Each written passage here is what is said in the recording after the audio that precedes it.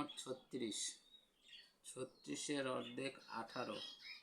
এখান থেকে সামনের দিক থেকে 4 ইঞ্চি একটা লুপ হবে, আর একদম পিছন থেকে 1.5 ইঞ্চি পরে একটা লুপ হবে, 1.5 ইঞ্চি, আর এটা 12 ইঞ্চি হলো, 12 ইঞ্চির অর্ধেকে একটা লুপ হবে। এই 3টা লুপ হবে।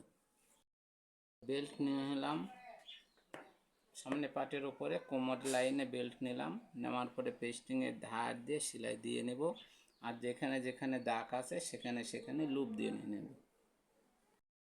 সেলাই দেওয়া হয়ে গেছে। এখন সেলাই দেওয়ার পরে বেল্ট এভাবে নিয়ে এইভাবে বেল্টের উপর দিয়ে চাপ সেলাই দিয়ে দিতে হবে। সেলাই দিয়ে আস্তে আস্তে লুপের এখানে এসে এইদিকে সেলাই দেবো, এইদিক সেলাই দেবো, আবার এই দিকটা নিয়ে আসবো। ঠিক এইরকম করে আনলাম। তারপরে এইভাবে নিয়ে ঠিক এক চাপ দূরে এইভাবে আস্তে আস্তে আস্তে আস্তে এখানে আনলাম 1 ফিট নিচে। তারপরে এভাবে একটু মেরে দিয়ে আবার তুলে নিয়ে আসবো।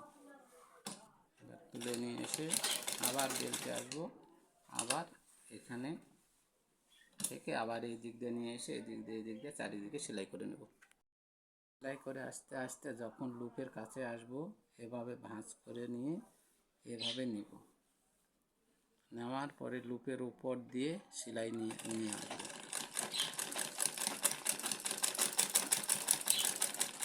এইভাবে প্রত্যেকটা লুপ সেলাই করতে হবে। সুন্দর একটা বেল্ট হয়ে গেল খুব সহজ পদ্ধতিতে। অনেকে বলেছো যে খুব সহজ পদ্ধতিতে বেল বানাবো, এই জন্য এরকম করে বানানো হলো। আসলে ফুল প্যান্টের বেল এইরকম না, অনেক আলাদা আছে।